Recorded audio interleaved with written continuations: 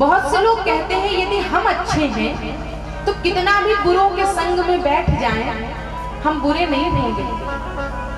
पर मैं आपसे कहूं, कीचड़ में पांव डालोगे तो पांव गंदा जरूर होगा। फूल को पेड़ से तोड़ लोगे तो फूल जरूर सूखेगा। उसी प्रकार दुर्जनों की संगति में बैठोगे तो आज नहीं तो कल बुद्धि भ्रमित जरूर होगी। ये सांसारिक सत्य है महाराज। इसीलिए तो संतों ने कहा, त्यज दुर्जन संसर्ग भज साधु समागमम् कुरु पुण्य महोरात्रम स्मर नित्यम नित्यताम्। दुष्टों का साथ छोड़ो। आप देखना, जो नशा करने वाले लोग होते हैं उनके आसपास जब कोई अच्छा व्यक्ति बैठ जाए तो वो तो ये जानते हैं कि हम गलत काम कर रहे हैं, इससे हमारी जिंदगी खराब होगी। लेकिन वो सोचते हैं अकेली हमारी क्यों खराब हो, हम तुम्हारी भी खराब कर दे तब तो ठीक। तो वो कहेंगे जरूर, भैया थोड़ा लो, अरे 2 घूंट लो, 1 पुड़िया लो। आप मना करोगे तो वो कहेंगे अरे काहे के आदमी हो, खाते पीते नहीं हो।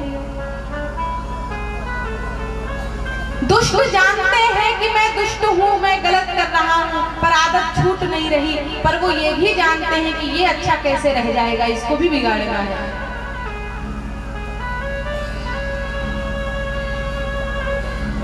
मंथरा जितना राम से प्रेम करती है उतना और कोई नहीं करता। और तीनों मैयाओं में राम जितना, कैकेयी जितना राम से प्रेम करती है कोई नहीं कर सकता। और तीनों माताओं में राम जितना माता कैकेयी से प्रेम करते। भरत सदैव कौशल्या की गोद में मिलेंगे और राम हमेशा कैकेयी की गोद में मिलेंगे।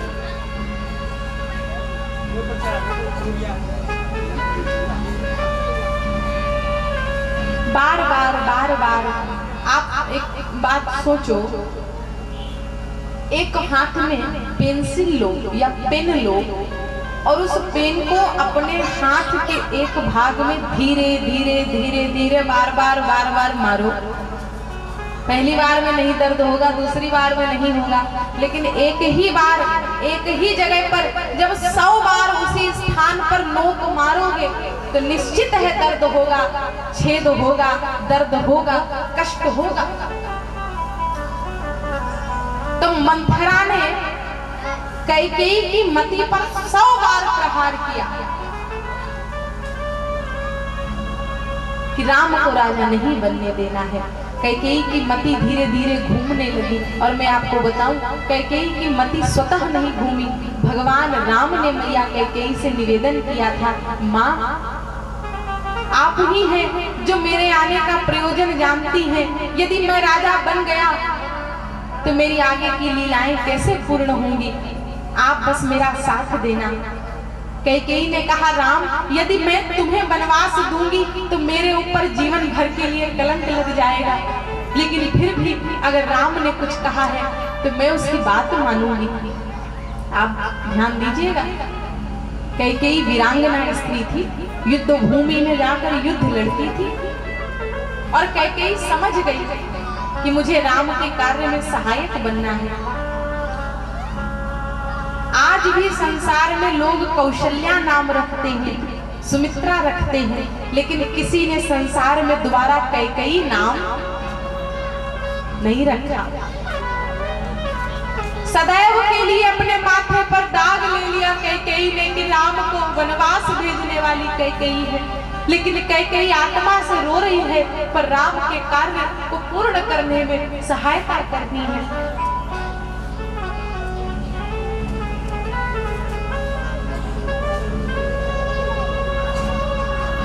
कैकेयी की मति घूम गई,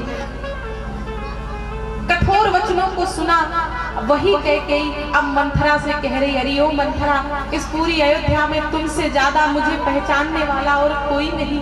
मंथरा तुम बताओ, ये जो अनिष्ट कल होने वाला है इसे मैं कैसे रोकूं? महाराज दशरथ को कैसे समझाऊं? राम को राजा बनने से कैसे रोकूं? मंथरा ने कहा एक काम है, कहो तो बताएं। बता मंथरा। तो मंथरा तो पूरी प्लानिंग करके आई है, क्या करना कैसे करना। मंथरा ने कहा महाराज आपसे बड़ा प्रेम करते हैं, आप नाराज हो जाओ उनको अच्छा नहीं लगेगा, तो सबसे पहले जितना श्रृंगार करके रखा है ये सारा श्रृंगार हटाओ, उदास हो जाओ, और जब महाराज आपसे मिलने आए तो महाराज से सालों पहले दिए हुए उनके 2 वचन मांग लेना। मंथरा कह रही कैकेयी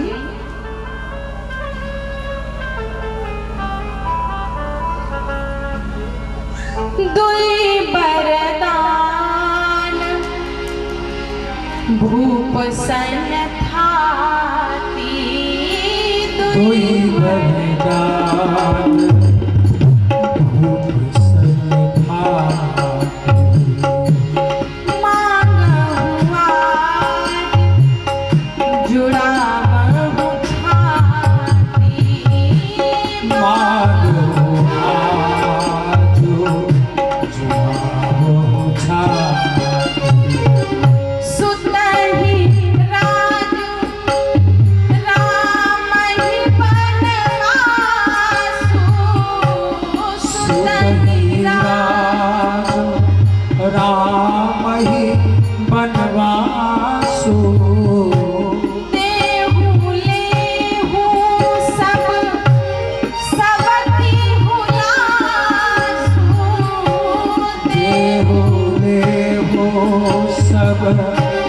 सबकी भुलासो, भूपति राम शपथ जब करई,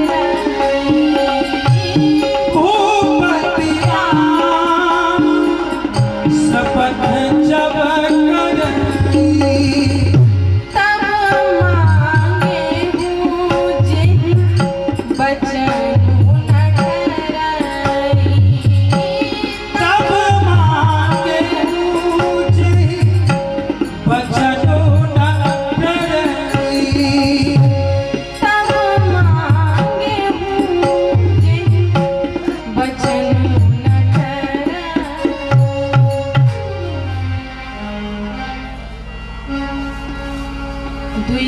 वरदान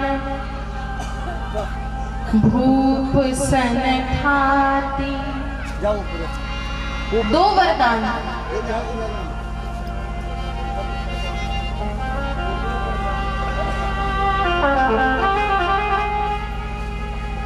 बोले संत भगवान की जय।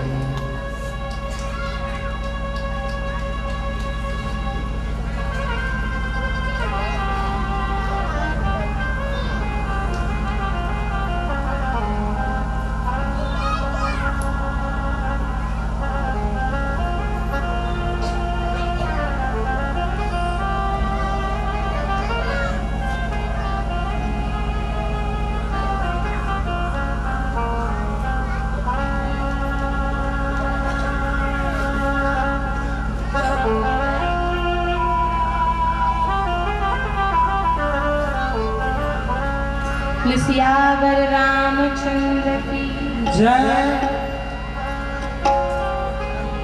2 वरदान महाराज दशरथ से मांगो। और मंथरा ने सोचा कहीं ऐसा ना हो ऐन मौके पर कैकेयी को फिर से राम जी के प्रति प्रेम हो जाए, तो उसने ये भी बता दिया कि मांगना क्या है, सुत ही राज राम ही वनवास।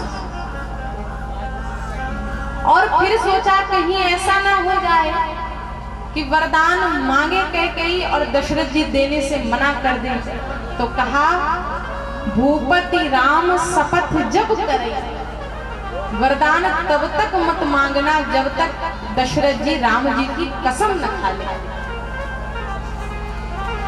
मंथरा की बात सुनी, कैकेयी की मति घूम गई। और मति कब घूमती है, ध्यान से सुनिएगा।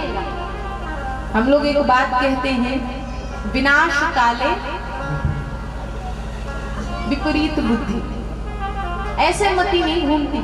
बहुत अच्छे हैं यार आप, और अचानक से बुरे काम करने लग जाएं, मतलब समझ लीजिए बुरे दिन शुरू हो गए।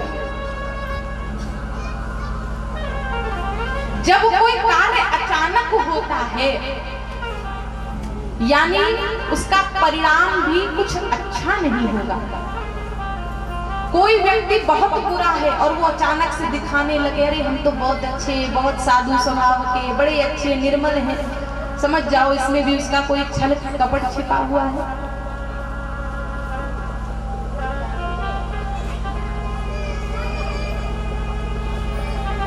कई श्रृंगार हटाकर, काले वस्त्र पहनकर, बालों को खोलकर, हर महल में एक कोप भवन बना था। जब कोई क्रोधित होता था या नाराज होता था उस कोप भवन में चला जाता था। आज वर्षों के बाद कैकेयी उस कोप भवन में गई हैं, भूमि पर लेट गई हैं। कोप भवन के बाहर एक दासी खड़ी है। दासी ने दौड़ करके दशरथ जी को बताया, महाराज कुछ तो गड़बड़ हुआ है, कुछ अनिष्ट होने वाला है। आज कैकेयी महारानी कोप भवन में गई। और जैसे दशरथ जी ने कोप भवन का नाम सुना, कोप भवन सुनि सकुचेउराऊ। यहाँ अयोध्या में जोरदार तैयारियां चल रही हैं और वहां कैकेयी कोप भवन में जाकर बैठी है। दशरथ जी को लगा न जाने किस बात पर कैकेयी रुष्ट हुई। सारा काम छोड़कर भाग कर आए, भूमि पर पड़ी हुई कैकेयी को देखा, कैकेयी को उठाने लगे। भुजा पर ज्यों ही हाथ लगाया, कैकेयी ने हाथ को झटक दिया और कहने लगे, क्यों आए हैं महाराज? जाइए कौशल्या के पास जाइए, रानी तो वही है ना। दशरथ ने कहा, कैकेयी क्या कोई गंभीर बात है? तुमने कभी ऐसे बात नहीं करी, किसी ने कुछ कह दिया, मुझे बताओ, मैं उसे मृत्यु दंड दूंगा जिसने कैकेयी का हृदय दुखाया है। कैकेयी ने कहा, और अगर हृदय दुखाने वाला मेरे सामने खड़ा हो तो कौन सा दंड मिलेगा? अरे कैकेयी बात तो बता, क्यों क्रोधित हो?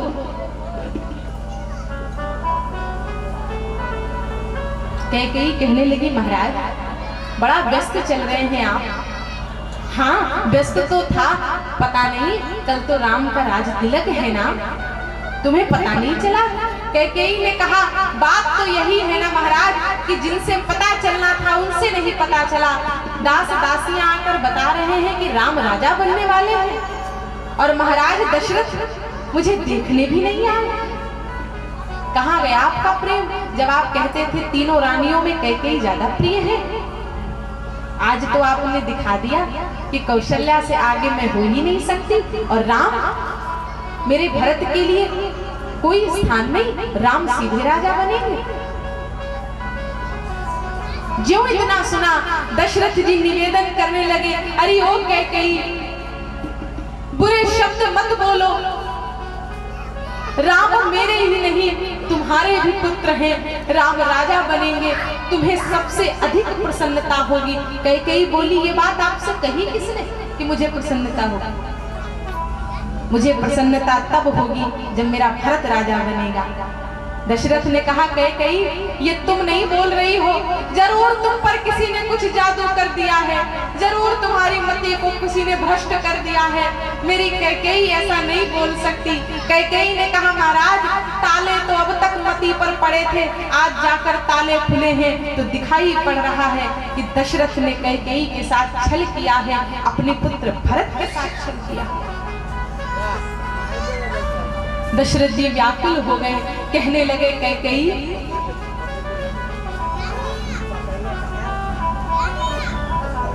तू मुझे बड़ी प्रिय है, मुझे बता मैं ऐसा क्या करूं जो कैकेयी प्रसन्न हो जाए?